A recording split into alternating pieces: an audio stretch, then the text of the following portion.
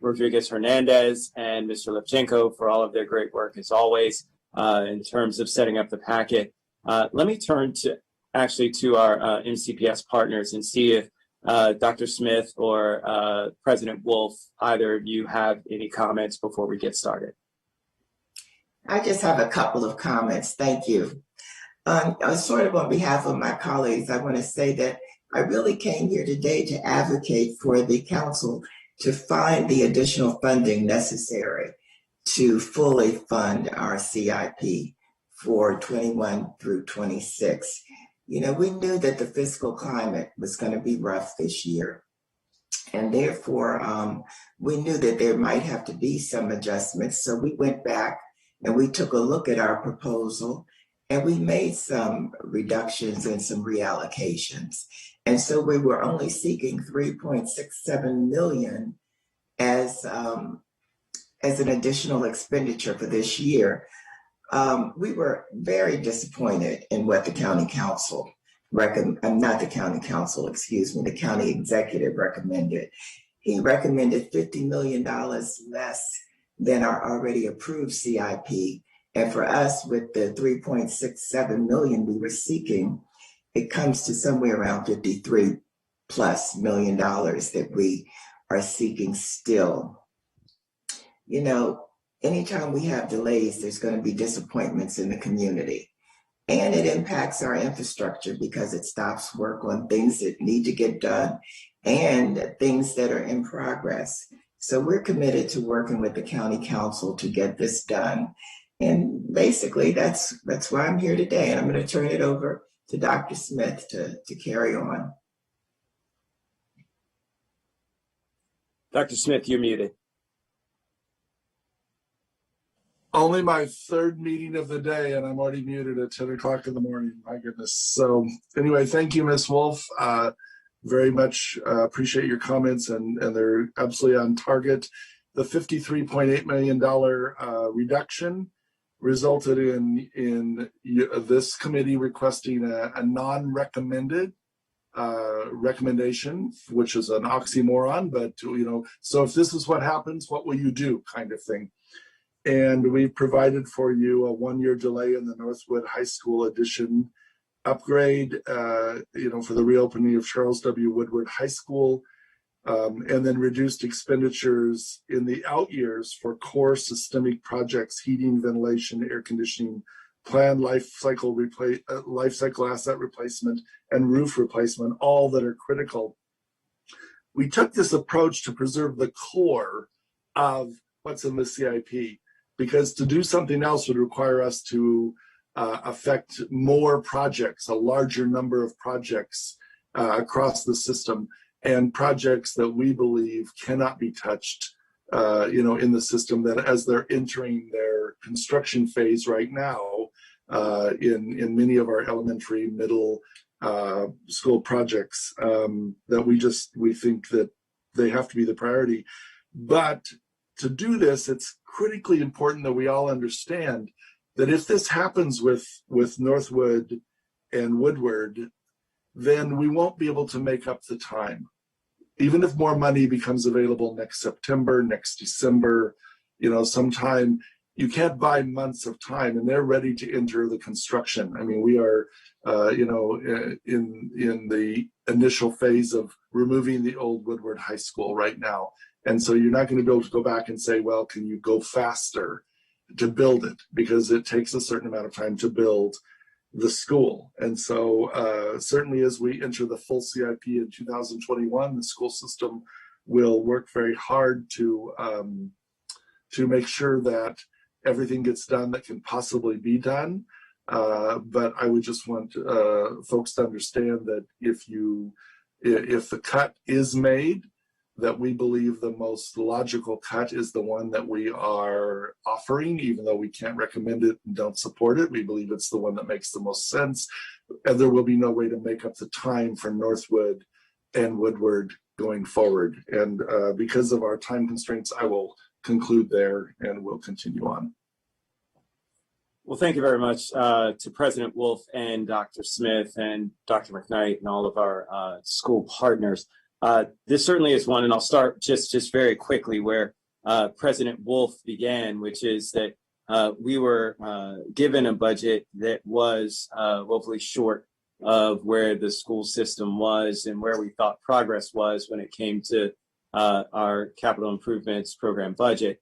And I will say that it's very interesting. The county executive has proposed some very radical ways in which we might be able to garner money, ones that are controversial, not just in the community, but also on the council.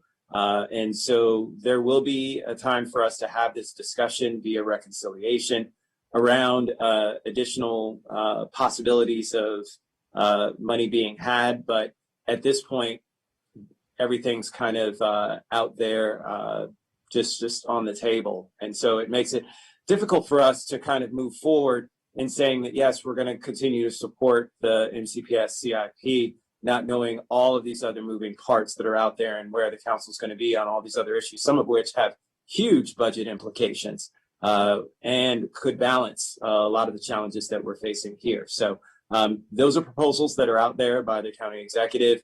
There are others that staff have brought up as well. I know that there's CARES funding, which may help to alleviate some HVAC and PLAR. So we'll certainly be looking at that as well. So at this point, and I don't see anybody with their hands up, I want to go ahead and get started. Oh, I'm sorry, Councilmember Navarro. Thank you, Mr. Chairman, and good morning to everybody. Wanted to follow up on your comments, which were spot on. I think, it's also important to remind ourselves of the actual situation that we're facing right now.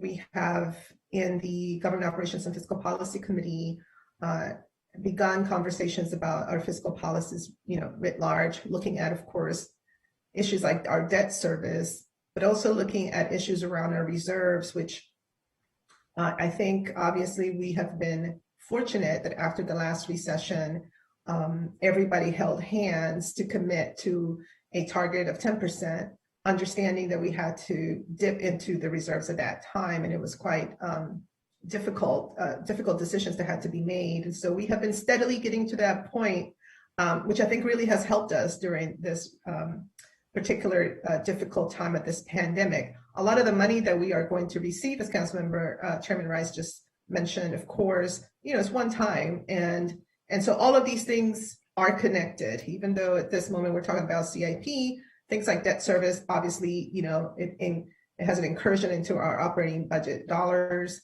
And there have been some, good news in terms of revenue, but we also understand that that is a temporary situation. And so I think it's also important for us to take a step back and understand the environment that we're operating under, realize that even though, this particular operating budget seems to be, pretty good, generally speaking, that may not necessarily be the case next year.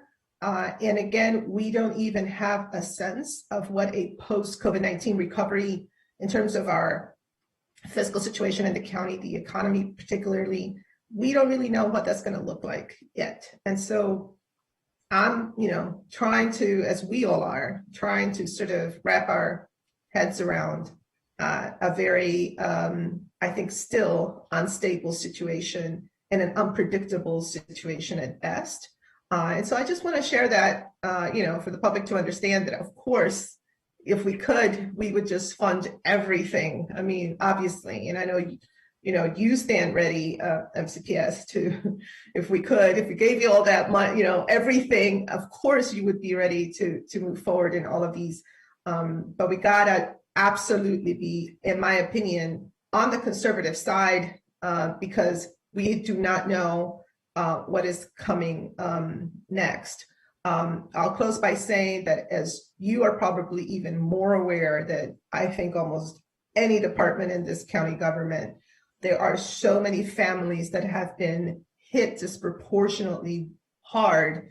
And we know that also we have families that have not necessarily been able to, access federal relief, particular types of monies, because they do not qualify.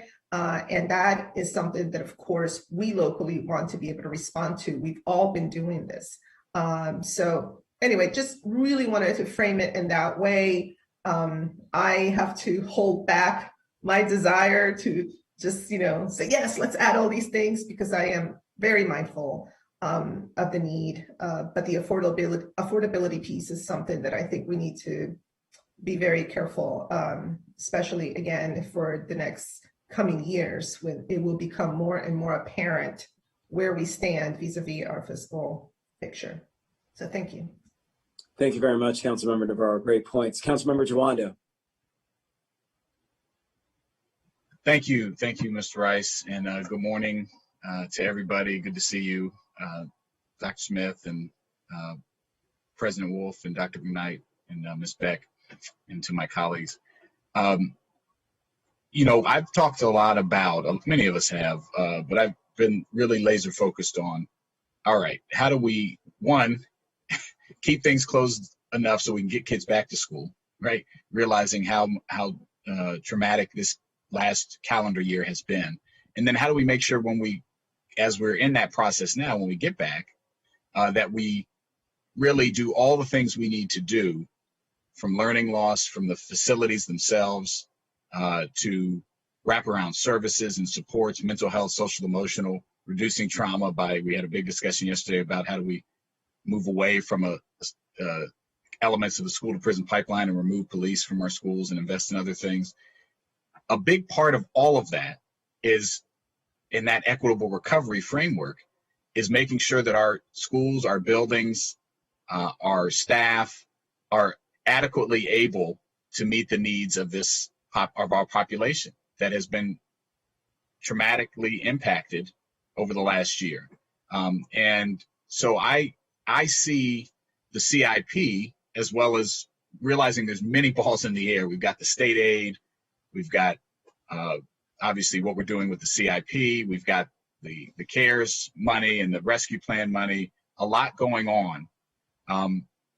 We also have, obviously a very big potential kind of bit of news this week on the President Biden and Vice President Harris's infrastructure plan, where they've got a positive ruling about using the reconciliation process to pass, a multiple $trillion infrastructure plan. Obviously, we can't count on any of that, but there's a lot happening, is my point.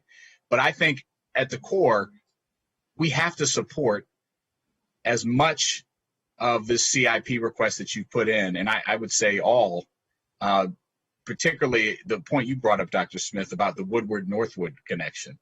We're going to end up in that situation. You can't get the time back. You're losing money and progress has been made. You have serious equity concerns. We need these facilities to be top notch as we welcome our kids back.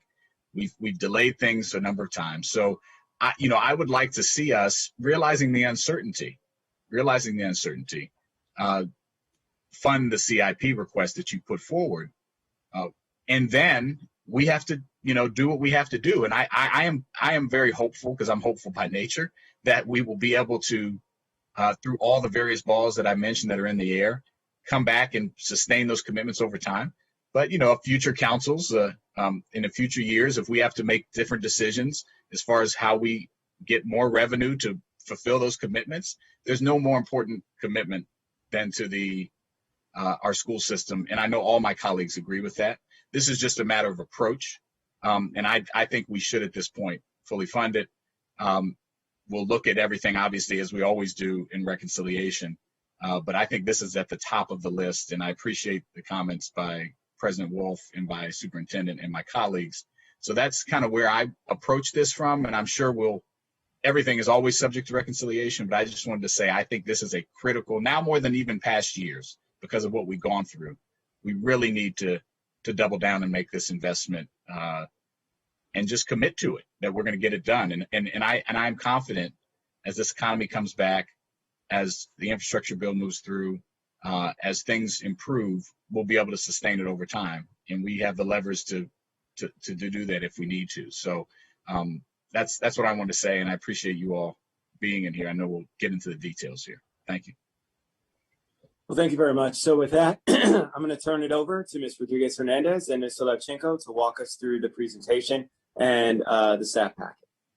Yeah, and we, just to repeat, we will go very expeditiously through this. So it might be best if people hold their questions to the end. That'll help us get through very quickly. So Nicole and I will run through the presentation. She's going to share her screen and bring up the slides, and we'll get started. Next slide. Yeah, I'm not going to harp on the fiscal summary. You just heard it earlier. We talked about this at the last meeting. It's a little bit blurred by the fact that we had a number of technical adjustments that moved money out of the 6-year period. But suffice it to say, it is still a tight CIP. Next slide. State aid is one of those areas we're still waiting for some finality on.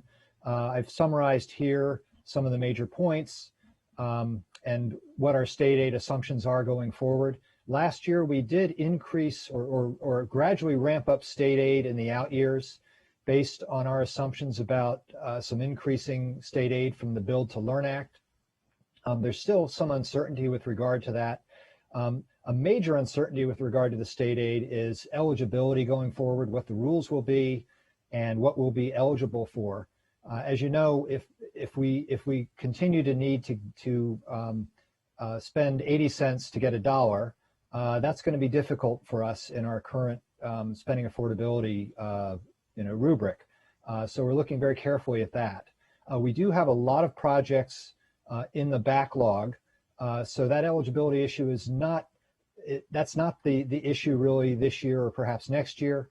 But as we get through that backlog, then it will become very concerning if we don't have the eligibility to secure the dollars that the state wants to give us through the Build to Learn Act. So more to come on that. And then as you discussed briefly, on the federal funding side, that's still up in the air. What, if any, dollars could be utilized to help on the CIP, and the school CIP specifically this year. So that's also to be determined. Next slide, please. As we are with all of our budgets this year, we are trying to move forward with the racial equity and social justice lens. Every budget is a bit different in that regard. Fortunately, with the school's CIP, we do have some good information that MCPS collects on a regular basis regarding its racial ethnic demographics, as well as its farms rates and ESOL and mobility rates. So that's a good starting point. We also do have some information that the Office of Management and Budget has collected with regard to equity emphasis areas, these census tracts that the Council of Governments has defined. And we looked at those and the existing schools data with the projects that we're looking at this year. And so this slide just presents information that's readily available in the school's superintendent's requested CIP amendment book from last fall, as well as we've highlighted those schools that are also in equity emphasis areas. So we don't have a lot to lean on this year in terms of a process for this racial equity and social justice approach.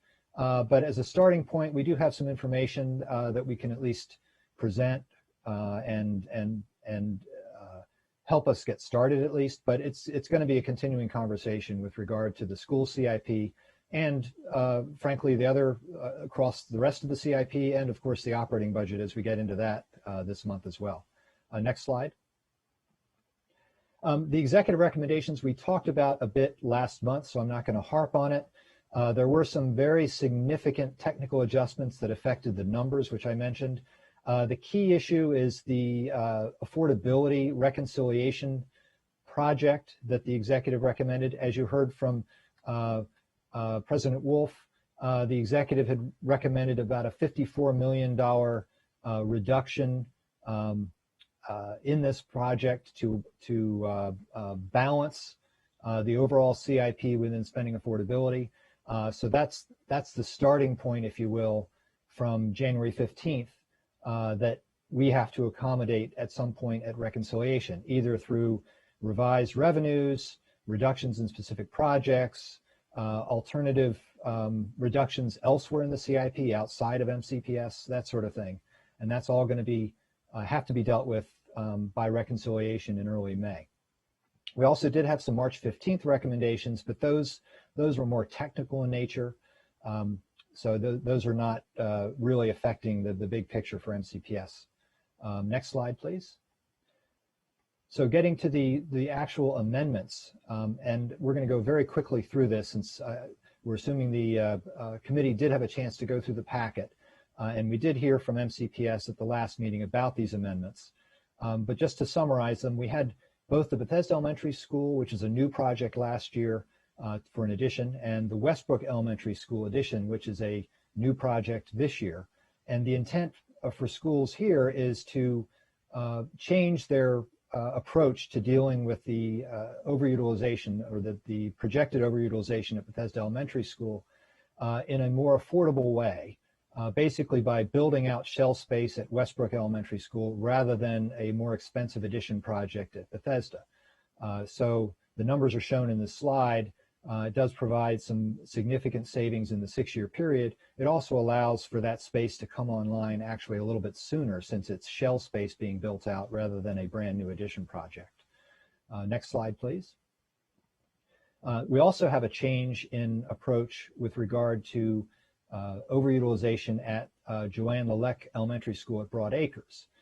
Instead of 2 addition projects that are in the approved CIP at Cresthaven and Nix, the school system is looking at an equivalent cost to build a new school rather than those addition projects.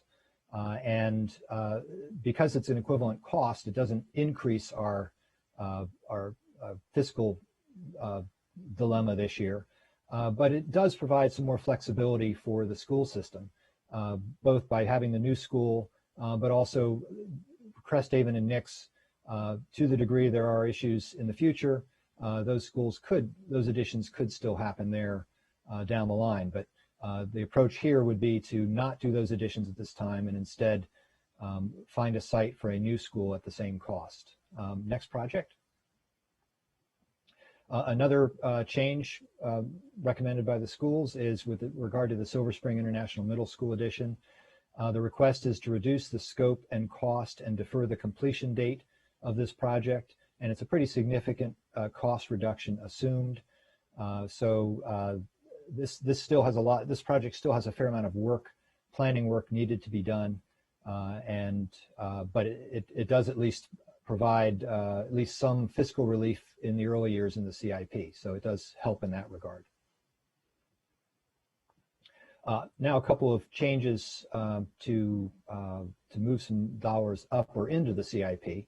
The Highland View Elementary School addition, it's an existing project, but the request would actually add construction dollars within the 6 years. There was just planning and design previously. So this would actually recognize the construction dollars in the CIP. And I did note, we do have here also in the next, if you move to the next chart, Nicole, you can see the capacities, the enrollment and capacity for the school. And one thing I will note, it's obviously been a very unusual year in terms of enrollment, and MCPS is expecting to see things return to the norm, if you will, in the fall with regard to its enrollment projections. So it's been a bit of a difficult year because the baseline of the approved enrollment or the actual enrollment from last fall was just unusually down because of the pandemic, and that creates issues projecting enrollment forward. So that's an issue cutting across MCPS, especially at the elementary school level. Next project, please. The Page Elementary School addition. This is actually an existing project, but the request is to accelerate the completion date by 1 year from September 24 to September 23. There's no change in the project cost. And as with the Highland View project, and as Mr. Joando hinted, these are the kinds of issues we have to deal with at reconciliation. Whether the numbers by moving them up in the CIP, whether that makes things worse or better, we don't know yet. Each year can be challenging or for whatever reason easier to accommodate. We don't know that yet. So staff is suggesting in those cases preliminary approval pending reconciliation. We just don't know. Next slide, please. Then we get to the non-recommended reductions. This is what was referred to earlier. These are not recommendations, obviously, that the schools support. They support the request that was provided to the executive and the council back in December. But in order to get closer to the executive's recommended amount for MCPS, which balances within spending affordability, the committee did ask MCPS how they would get to that. What scenario would enable us to get closer to the executive's numbers? And this chart summarizes that. There are a couple of technical adjustments in the Kennedy addition and the Odessa Shannon Middle School replacement project, but those are not substantive. They don't affect scope or timing. The main issue on the individual school side, as Dr. Smith mentioned, is Northwood and Woodward. They would both be delayed a year, and because those projects are both significant drivers of the CIP, given their high school projects, they have a big impact, especially in the early years of the CIP. And as Dr. Smith mentioned, worst case, if you still have to come up with these cuts and you don't defer these projects, then you're left having to find big dollars elsewhere in the CIP, and that's a challenge. So that's sort of a summary of the non-recommended reductions. The Northwood and Woodward projects, we've got some more detail here about the one-year completion delay and how that affects the numbers. Staff did look at other potential alternatives if you were to try to find dollars elsewhere. We were not able to find those kinds of dollars, short of basically decimating your systemic projects, which is not something that staff recommends, especially in light of the fact that we trimmed back the systemic projects last year in an effort to keep these projects on schedule. And so they're already operating at a level lower than what the board had requested last year. Next slide, please, or next chart. Then we get to the countywide projects. I'll let Nicole run us through those real quick. Sure. So very quickly, there were 4 projects that either the board requested, that the board did request, and 3 of the 4 had non-recommended reductions as well. And so just very quickly, the first is the Major Capital Projects Elementary PDF, where the board requested to accelerate the completion dates for South Lake, Stonegate, and Woodland Elementary Schools to September 2023. Of course, the council did approve the South Lake acceleration last fall, and you can see the cost changes here, where there is no cost change in the total 6 years, but there is the acceleration of funding for the September 2023 completion date. And then the next is for our HVAC project, where the board requested an increase in fiscal year 22 funding by $5 million to match last year's request of $25 million. They also included their FY21 supplemental request for HVAC that the committee discussed last year at $6.8 million, but the council did approve it at $3.8 to cover capital costs as appropriate for the CIP. And so we recommend adjusting the FY21 expenditures to reflect the council's action. And then for their non-recommended reduction, non-recommended reduction was for fiscal year 25 and fiscal year 26, reducing it by $4 million and $8 million respectively. Next is our planned lifecycle asset replacement project for MCPS, and the board requested an increase of $3.185 million in fiscal year 22 to match last year's request of $15.185 million. And their non-recommended reduction impacted fiscal years 25 and 26, with a reduction in $6 million and $8 million respectively. And finally, we have the roof replacement project for MCPS, where the board requested a increase of $1 million in fiscal year 22 to match last year's request of $12 million, and a non-recommended reduction in fiscal years 25 and 26 again for $2 million and $5 million respectively. Right, so just to summarize the council staff recommendations, we do preliminarily support the school's CIP amendments as proposed by MCPS, along with the significant technical amendments that were recommended by the executive. The executive also did have some funding adjustments as well that staff would preliminarily recommend pending reconciliation. If additional reductions are needed, this is where it gets much more difficult to accommodate the CIP. Staff did not find a ready alternative to what the schools had submitted as their non-recommended reductions. So staff feels that the committee should signal that that is the likely place where reductions would have to be made going forward if we find ourselves in a situation at reconciliation where we have to find cuts of that magnitude. Now, of course, we're not sure about the federal aid or the state aid at this point, and how those dollars will affect the first couple years of the CIP, which would obviously affect Northwood and Woodward. And we also don't have a sense yet of the rest of this, the county CIP. We'll have a much better sense of that over the next week or two, and council staff will be providing an update to the council on where the CIP stands in terms of revenue as well as expenditure decisions to date, and that'll give us a better sense of what the gap is. And of course, if things could get worse, if they get worse, we would have to consider adjustments to other projects. So it's still a bit uncertain at this time, but I think it was important for the committee to at least understand the amendments on the table, the non-recommended reductions that have been forwarded to the committee by MCPS, so that at least we have this baseline going forward, and we'll react accordingly as we need to based on how the numbers play out over the next few weeks. With that, I'll turn it back to Chairman Rice. Well, thank you very much, Mr. Levchenko, and thank you very much, Ms. Rodriguez-Hernandez. As always, very thorough packet and great information to help us in terms of making our decisions. I did want to acknowledge that our council president also submitted to us a memo regarding Eastern Middle School.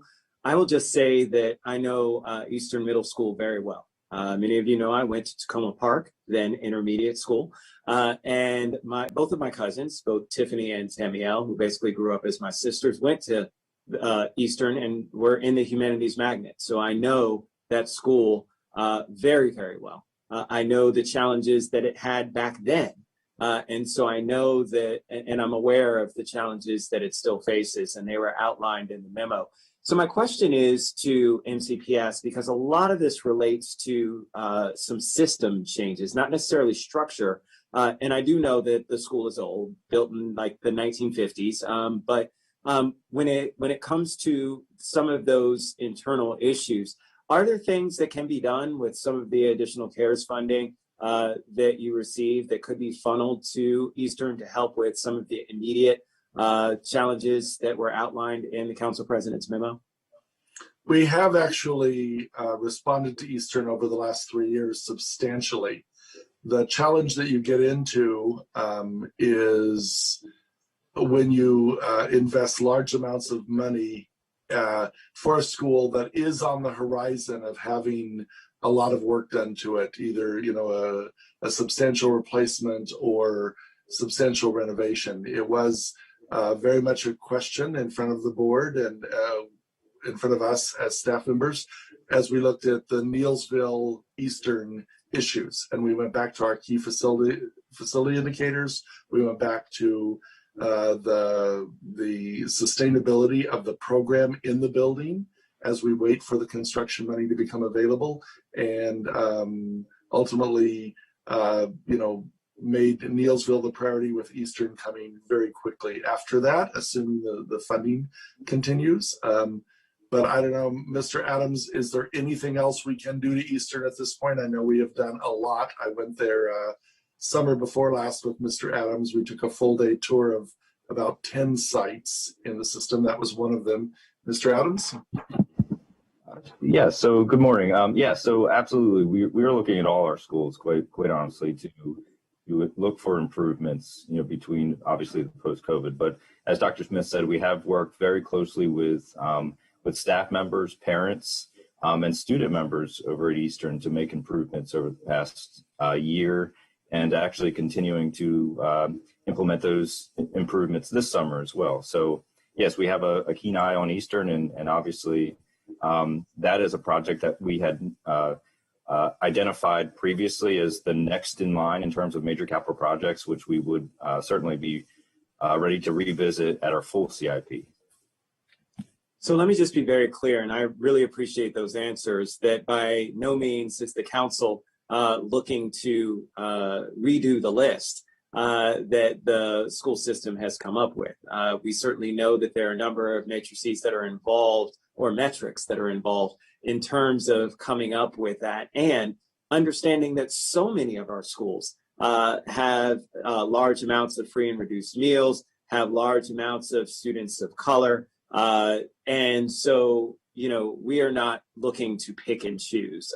We did just want to highlight, and I appreciate, again, the council president bringing this to the attention. We know that it has been on the Board of Education's radar and MCPS's radar. That's why it was identified, as you said, Mr. Adams, as one of the schools. And so certainly from that perspective, we want to be respectful of that. And I see that I've talked up the council president. So let me actually give an opportunity for President Hucker to say a few words as well. Let me turn it over to you, sir.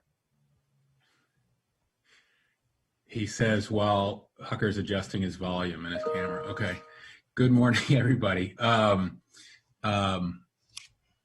Sorry I don't mean to interrupt, but I appreciate the opportunity to just say a few words about Eastern Middle, which I know you're all experts on. But I can just tell you, as the local council member who's been on multiple tours of Eastern, it is just overdue simply for attention. And doing so very much obviously fits our commitment to racial equity and social justice. It's been passed over in the past. Other schools with it has far higher poverty and other problems that I think should put it in the queue for additional attention if we can avoid the delay today. And knowing that there's additional funding on the way from both DC and Annapolis, I know my staff has talked to MCPS staff, Seth and others, I believe, that have indicated that if they got an indication from the council that Eastern, we would avoid the scenario where Eastern gets passed over again, they could keep the contracting and the progress on track. So that's I don't know if I have much more to add, but that's the case that I would make. I've been through there many times. It's had cosmetic improvements made to it, but it really needs a much more substantial renovation. So thank you. Well, thank you very much, Mr. President. And so I certainly agree that Eastern is certainly a priority. It's reflected in the list, but certainly one in which I know it's still not happening as quickly as we'd like it to be. And so certainly something that we need to look at reconciliation. If we do have, and we're able to move some things around, there are so many decisions. And before you came, we were actually talking about how many decisions there are that are outside of the school system's budget that actually significantly affect. I know Ms. Beck is on the call, and I know that the county executive has made multiple proposals that will free up significant amounts of money depending on what happens with those particular proposals. So there's so many moving parts that at this time, I don't think it's appropriate to do, but we do certainly, and well, I'm not going to speak for my colleagues, but I know my colleagues do, but support the idea of trying to move as many of these projects forward as possible. We've got Northwood, Woodward that we're looking at pushing back. We'd love to see that remain on track. And as Councilmember Navarro said, we'd love to do it all. And so it's just a case of figuring out where the dollars fall within our spending affordability guidelines, with all of the things that our Government Operations and Fiscal Policy Committee is doing to be able to just make sure that we can make it all work and make it all fit. And I know I'm preaching to the choir. You leading us through this budgetary effort certainly are going to make sure that we try and figure this all out as well. But let me turn to Councilmember Navarro, Chair of Government Operations and Fiscal Policy. Thank you, Mr. Chairman. Also want to thank Mr. Lechenko and Ms. Nicole Rodriguez Hernandez for really walking us through this process. Obviously, we've had several sessions to discuss all of these moving parts. I want to also remind us all that, next year also through the full CIP, there'll be many opportunities, but I do agree with you. I think that, and I assume this is already happening, that as all of these other sources of funding become clearer, and as we start to understand, better. I know Councilmember Joann spoke about the infrastructure plan, which was on my notes, and I forgot to mention it at the top of the meeting. But no doubt, that's another important thing to track that I think we're going to be able to take advantage of. So I think that there probably are going to be a number of projects that we should, have ready to go as things become clearer, and through reconciliation, I'm hoping that the timing works. But there's no doubt that we're going to have to, adjust. And I think that this would be one of those schools for sure. I also hope, I noted in the I read in the packet that there is an attempt also to come up with a system to more accurately, I guess, classify schools within that racial equity and social justice lens. And I would like for us all to work to do that sooner than later. It is so telling, as I was looking at the chart included in the packet, the various, data points that fall within that framework, whether it's mobility or ESOL or farms or just, strictly the diversity of our schools. I think I always feel like, probably 90-something% of our schools fall within the racial equity and social justice framework, because our school system is that diverse and it does have a lot of these elements. But the combination of farms and mobility, ESOL, et cetera, I think at some point it would be interesting for us to be able to almost rank that, because that is an important component that should be driving a lot of our work, as Councilmember Hucker mentioned. So I would agree that I think through reconciliation, we should definitely have this school at the top of our list. And also hopefully, again, as the federal money infrastructure, plan, as things get clearer, we should be already set to push forward as much as possible. Thank you. Thank you very much, Chair Navarro. And Ms. Beck, did you want to comment on some of I know that the county executive has proposed some significant changes in terms of CIP when it comes to Purple Line and others that equals significant amounts of funding. Did you want to talk about some of those moving parts that are there as well from what the county executive has proposed to free up some additional CIP funding? Sure. I think that as you mentioned, the executive has asked the state to look at how we might be able to look at the tunnel coming into the Purple Line station in Bethesda, and how that might be done in a way that both meets the safety needs, but maybe at a more cost-effective basis without damaging the impact to the service.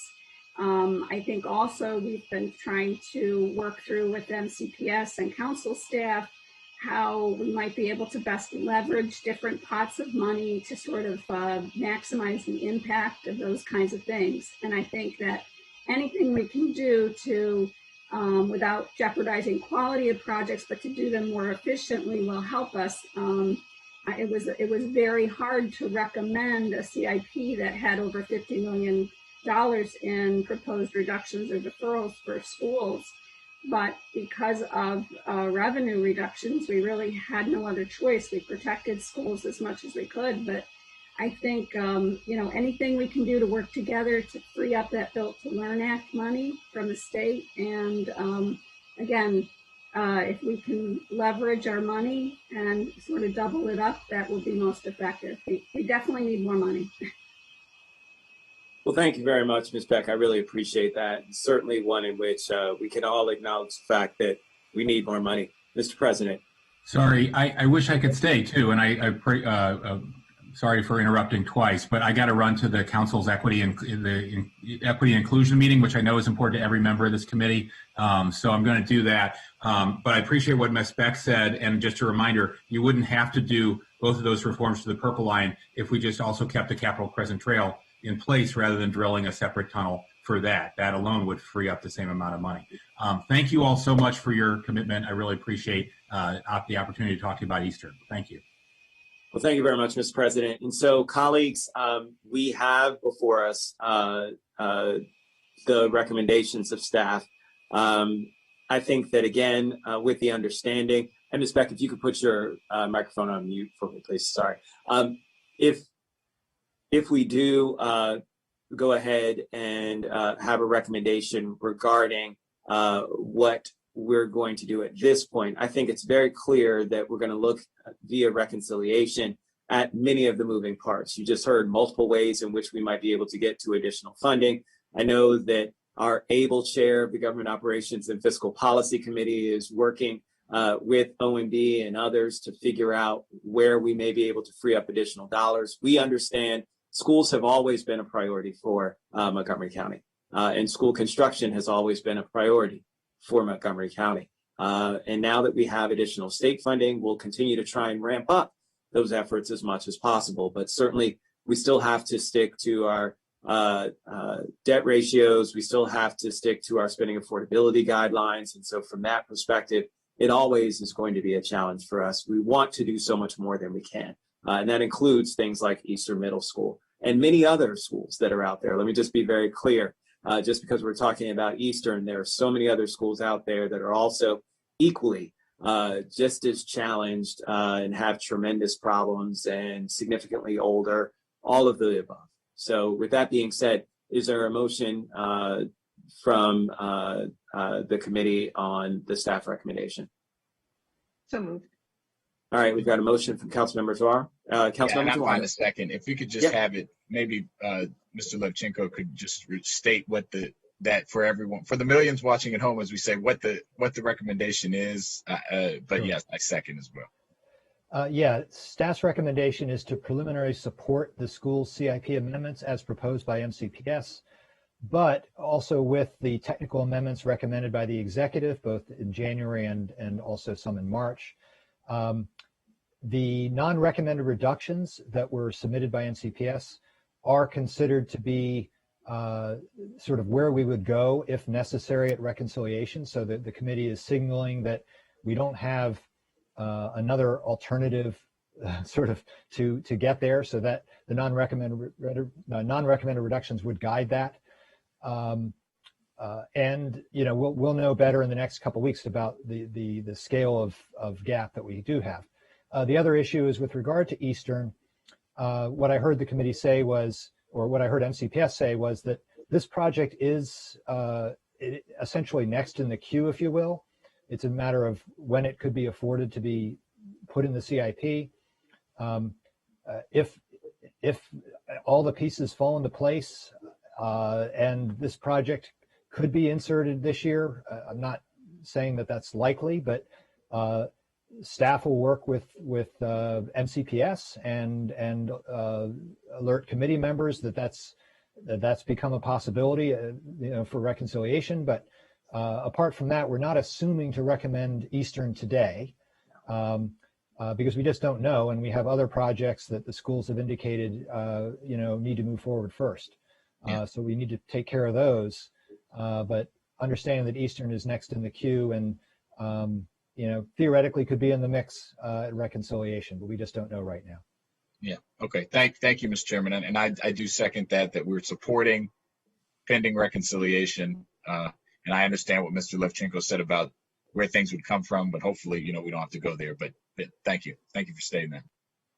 There you go. And let me just close so that'll be unanimous. Let me just close by thanking again our school partners for continuing to fight for our students, for our school community, making sure that they have the best school environments they possibly can. We know that unfortunately we as a county just don't have all of the money, and the state is now just stepping up to the plate with a little bit of a closer part or piece of the pie when it comes to truly funding school construction. We've been fighting for this forever, ever since I was in the General Assembly and talking about how locals needed more school construction dollars. And that was back in 2006. And here we are in 2021, where we finally have something that may move forward with additional significant funding from the state, which still is not enough. Let me just be very clear, but certainly does help us along the path, but requires us to come up with even more money as a local jurisdiction, which continues to challenge us. And so from that perspective, we certainly want to do everything that we can to support you, President Wolf. We heard you loud and clear. We understand where you feel. We were dealt a budget that was proposed by the county executive and have to work from that as a starting point. And so certainly we will look forward to continuing to work with you throughout the reconciliation process. And you, Dr. Smith and Dr. McKnight, Ms. McGuire and Mr. Adams, to make sure that we can do everything we can to try and accelerate as many projects as possible that are on your list in the order that you have delineated them. So I really want to thank everybody for all of their great work. And last but certainly not least, our staff and my council colleagues, who I feel, no offense to government operations and fiscal policy, is certainly the best committee on the county council. So with that, I thank you all. I hope that you guys enjoy the rest of your day. Take care and stay safe. We are adjourned.